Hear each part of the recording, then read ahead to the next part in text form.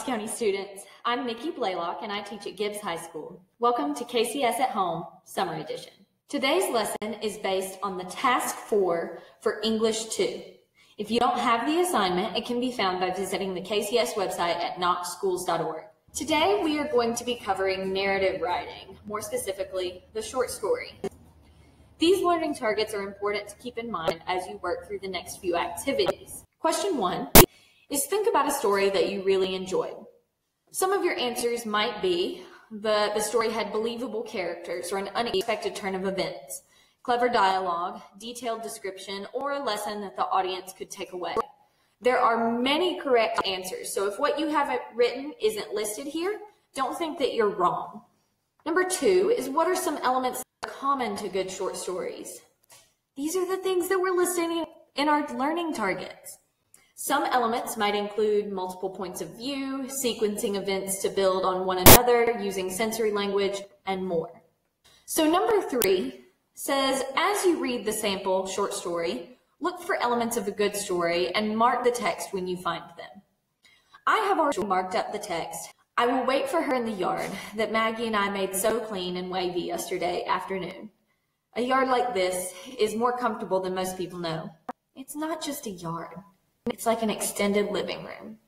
When the hard clay is swept clean as a floor and the fine sand around the edges lined with tiny irregular grooves, anyone can come and sit and look up into the elm tree and wait for the breezes that never come inside the house. She talks about how her yard is like an extension of her living room. We all think of a living room in a home as the comfortable place where you gather with your family and relax. Maggie will be nervous until after her sister goes. She will stand hopelessly in corners, homely and ashamed of the burn scars down her arms and legs, eyeing her sister with a mixture of envy and awe. She thinks her sister has held life always in the palm of one hand, that no is a word the world never had learned to say to her. You've no doubt seen those TV shows where the child who has made it is confronted as a surprise by her own mother and father tottering in weakly from the backstage. A pleasant surprise, of course. What would they do if parent and child came on the show, only to curse out and insult each other? On TV, mother and child embrace and smile into each other's faces. Sometimes the mother and father weep. The child wraps them in her arms and leans across the table to tell how she would not have made it without their help. I've seen these programs. Sometimes I dream a dream in which Dee and I are suddenly brought together on a TV program of this sort. Out of a dark and soft-seated limousine, I am ushered into a bright room filled with many people. There I meet a smiling, gray, sporty man like Johnny Carson who shakes my hand and tells me what a fine girl I have. Then we are on stage and Dee is embracing me with tears in her eyes. She pins on my dress a large orchid, even though she has told me once that she thinks orchids are tacky flowers. In real life, I'm a large, big-boned woman with rough, man-working hands.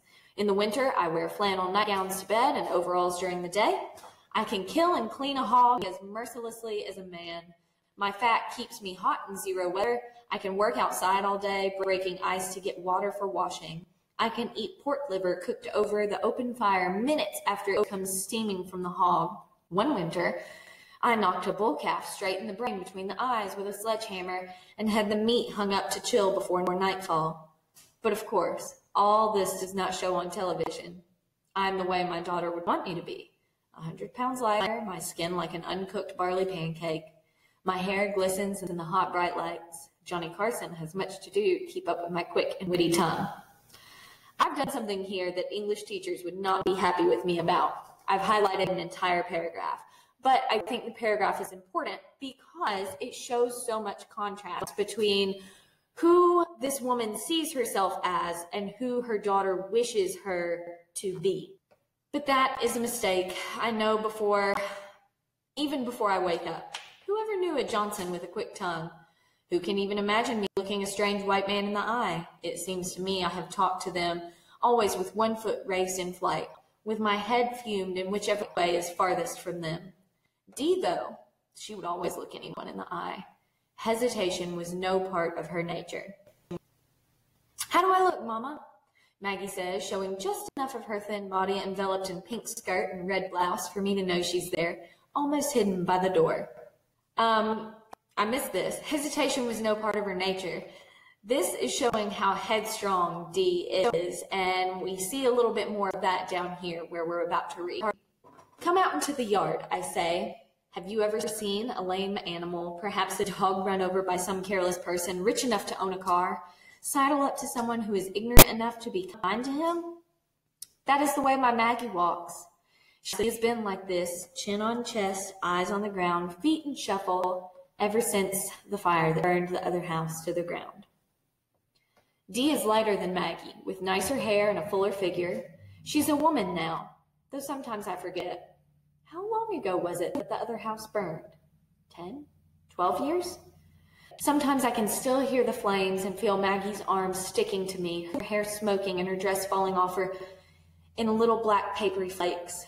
Her eyes seem stretched open, blazed open by the flames reflected in them. And Dee, I see her standing off under the sweet gum tree she used to dig gum out of, a look of concentration on her face as she watched the dingy gray board of the house fall in toward the red hot brick chimney. Why don't you do a dance around the ashes? I always wanted to ask her. She had hated that house that much. So Maggie was a very frail seeming child, and she obviously got caught in it. We can see here her clothes being burned off of her, while as Dee is standing underneath a tree just watching the scene. I used to think she hated Maggie too, but that was before we raised money, the church and me, to send her to Augusta to school.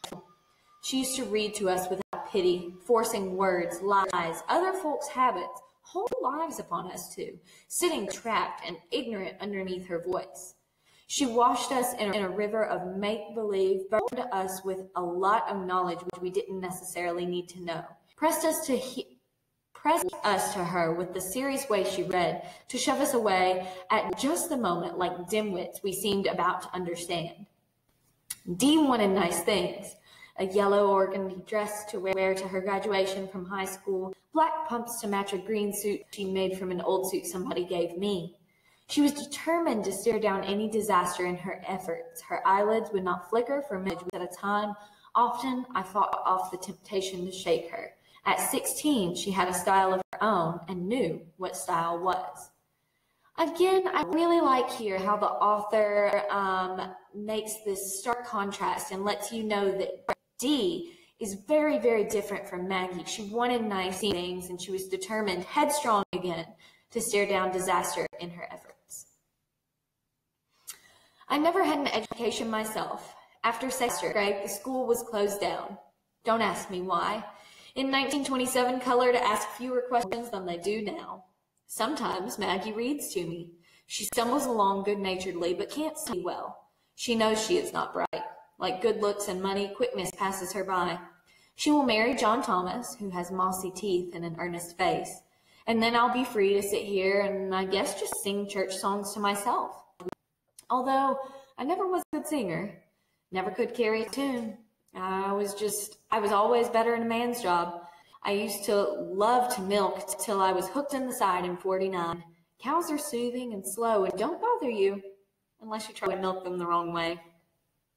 I've deliberately turned my back on the house. It is just 3 rooms, just like the one that burned, except the roof is tin. They don't make shingle roofs anymore. There are no real windows, just some holes cut in the sides like the portholes in a ship, but not round and not square, with rawhide holding the shutters up on the outside. This house is in a pasture too, like the other one. No doubt when Dee sees it, she wants to tear it down. She wrote me once that no matter where we chose to live, she will manage to come see us, but she will never bring her friends. Maggie and I thought about this, and Maggie asked me, Mama, when did Dee ever have any friends? Furtive boys in pink shirts hanging out on wash day after school, nervous girls who never laughed. Impressed with her, they worshipped the well-turned phrase, the cute shape, the scalding humor that erupted like bubbles in lie. She read to them. When she was courting Jimmy T, she didn't have much time to pay to us, but turned all her fault-finding power on him. He flew to marry a cheap city girl from a family of ignorant, flashy people. She hardly had time to recompose herself. When she comes, I will meet But there they are. Maggie attempts to make a dash for the house in her shuffling away, but I stay her with my hand. Come back here, I say, and she stops and tries to dig a well in the sand with her toe. It is hard to see them clearly through the strong sun, but even the first glimpse of leg out of the car tells me it is Dee. Her feet were always neat-looking, as if God himself had shaped them with a certain style. From the other side of the car comes a short, stocky man. Hair is all over his head, a foot long and hanging from his chin like a kinky mule tail. I hear Maggie suck in her breath. Oh, is what it sounds like when you see the wriggling end of a snake just in front of your foot on the road. Oh. D next, a dress down to the ground in this hot weather, a dress so loud it hurts my eyes. There are yellows and oranges enough to throw back the light of the sun. I feel my whole face warming from the heat waves it throws out.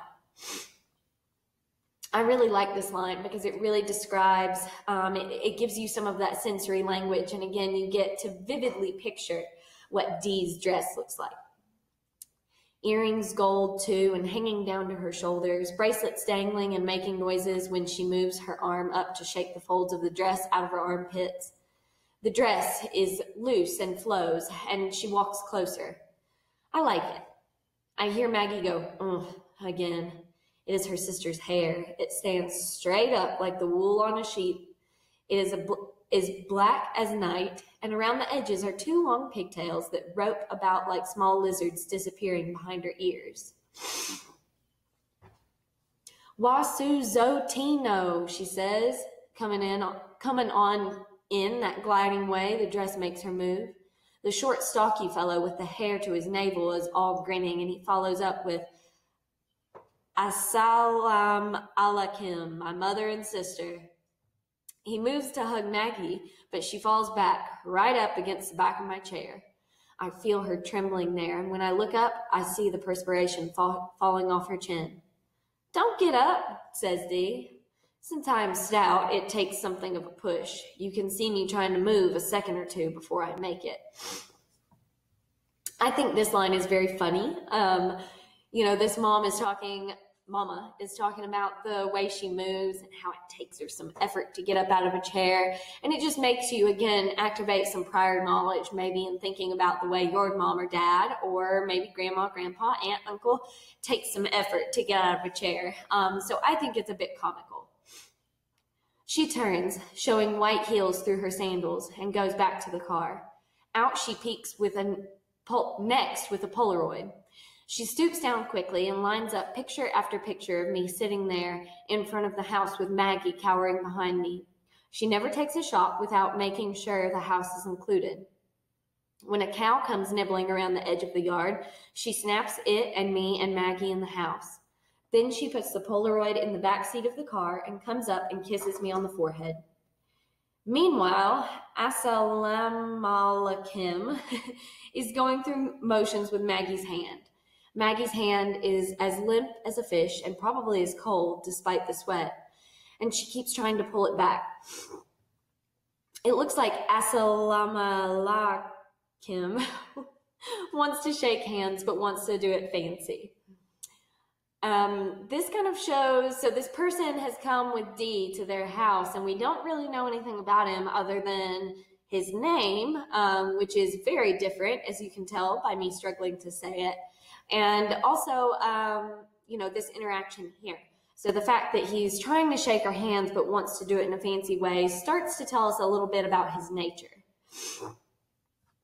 Or maybe he don't know how people shake hands. Anyhow, he soon gives up on Maggie. Well, I say, Dee. No, Mama, she says, not Dee. Wangero liwanika kimanjo. What happened to Dee? I wanted to know. She's dead, Wangero said. I couldn't bear it any longer being named after people who oppress me. You know as well as me, you was named after your Aunt Dicey, I said. Dicey is my sister. She named Dee. We call her Big D after Dee was born. But who was she named after? Asked Wangero. I guess after Grandma Dee, I said. And who was she named after? Asked Wangero. Her mother, I said, and saw Wangero getting tired. That's about as far back as I can trace it, I said, though in fact I probably could have carried it back beyond the Civil War through the branches. Well, said Assalamu alaikum, there you are. Oh, I heard Maggie say. There I was not, I said, before Dicey cropped up in our family, so why should I try to trace it that far back? He just stood there grinning, looking down on me like somebody inspecting a Model A car. Every once in a while, he and Wangero sent eye signals over my head. How do you pronounce this name? I asked. You don't have to call me by it if you don't want to, said Wangero. Why shouldn't I asked. If that's what you want to call us, we'll call you. I know it might sound awkward at first, said Wangero. I'll get used to it, I said. Ream it out again. Soon we got the name out of the way. Assalamu alaikum had a name twice as long and 3 times as hard. After I tripped over it 2 or 3 times, he told me to just call him Hakima Barber. I wanted to ask him if he was a barber, but I didn't really think he was, so I didn't ask. You must belong to those beef cattle peoples down the road, I said. They said Assalamu alaikum when they met you too, but they didn't shake hands. Always too busy feeding cattle, fixing fences, putting up salt lick shelters, throwing down hay. When the white folks poisoned some of the herd, the men stayed up all night with rifles in their hands. I walked 1.5 miles just to see the sight. Hakima Barber said, I accept some of their doctrines, but farming and raising cattle is not my style. They didn't tell me, and I didn't ask whether Wangero, D, had really gone and married him. We sat down to eat, and right away he said he didn't eat collards and pork was unclean.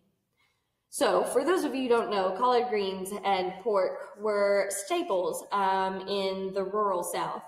And a man sitting down to eat and essentially rejecting these things, he's again showing us more of what his personality is like, his nature. So he thinks he's of maybe a higher class, and we can really see that here. Wangero, though, went on through the chitlins and cornbread, the greens and everything else. She talked a blue streak over sweet potatoes. Everything delighted her, even the fact that we still used the benches her daddy made for the table when we couldn't afford to buy chairs. There's a typo there. Here I like the contrast again. As you can tell, I'm pretty big on contrast because I think it shows us a lot when we read a short story. So right at the beginning of this paragraph, we see where Assalamu alaikum rejected the collard greens and chitlins. And we've also seen where D is rejecting her heritage by choosing a different name. But she immediately sits down and gobbles up this southern food. So she's keeping her heritage in that way. Oh, Mama, she cried, then turned to Hakima Barber. I never knew how lovely these benches are. You can feel the little rump prints, she said, running her hands underneath her and along the bench. Then she gave a sigh and her hand closed over Grandma D's butter dish. That's it, she said. I know there was something I wanted to ask you if I could have. She jumped up from the table and went over in the corner where the churn stood, the milk in it crabber by now. She looked at the churn and looked at it. This churn top is what I need, she said. Didn't Uncle Buddy whittle it out of a tree you all used to have? Yes, I said. Uh-huh, she said happily, and I want the dasher too. Uncle Buddy whittle that too? Asked the barber. D, Wangero, looked up at me. Aunt Dee's first husband whittled the dash, said Maggie so low you almost couldn't hear her. His name was Henry, but they called him Stash. Maggie's brain is like an elephant's, Wangero said, laughing. I can use the chute top as a centerpiece for the alcove table, she said, sliding a plate over the chute, and I'll think of something artistic to do with the dasher. I think this is important because she's taking these items and she's wanting to put them to different uses. So she's not wanting to take them and use them as a butter dish to preserve her family's heritage. She's wanting to use them as decorative pieces. When she finished wrapping the dasher, the handle stuck out. I took it for a moment in my hands. You didn't even have to look close to see where the hands pushing the dasher up and down to make butter had left a kind of sink in the wood. In fact, there were a lot of small sinks. You could see where thumbs and fingers had sunk into the wood. It was beautiful light yellow wood from a tree that grew in the yard where Big D and Stash had lived. After dinner, Dee, Wangero, went to the trunk at the foot of my bed and started rifling through it. Maggie hung back in the kitchen over the dishpan. Out came Wangero with 2 quilts. They had been pieced by Grandma Dee, and then Big D and me had hung them on the quilt frames on the front porch and quilted them. One was in the Lone Star pattern. The other was Walk Around the Mountain. In both of them were scraps of dresses Grandma Dee had worn 50 or more years ago, bits and pieces of Grandpa Jaddle's paisley shirts, and one teeny faded blue piece about the size of a penny matchbox that was from the great-grandpa Ezra's uniform that he wore in the Civil War. All right, so we're going to pause here for a second because this section is pretty important. So I didn't have it highlighted. I apologize for that, but this is showing their family history. So Mama took part in helping to create these quilts, and it shows all of the people that are represented in this quilt, including, now keep in mind, this story probably took place in the 1960s. And we see something from the Civil War in this quilt. So there's a long span of history represented in these quilts, and Dee wants them. Mama, Wangero said, sweet as a bird, can I have these old quilts? I heard something fall in the kitchen, and a minute later the kitchen door slammed. Why don't you take 1 or 2 of the others, I asked. These old things was just done by me and Big D from some tops your grandma pieced before she died. No, said Wangero, I don't want those. They're stitched around the borders by machine. That'll make them last better, I said. That's not the point, said Wangero. These are all pieces of dresses Grandma used to wear. She did all this stitching by hand. Imagine! She held the quilts securely in her arms, stroking them. Some of the pieces, like those lavender ones, come from old clothes her mother handed down to her, I said, moving up to touch the quilts. Dee, Wangero, moved back just enough so that I couldn't reach the quilts. They already belonged to her.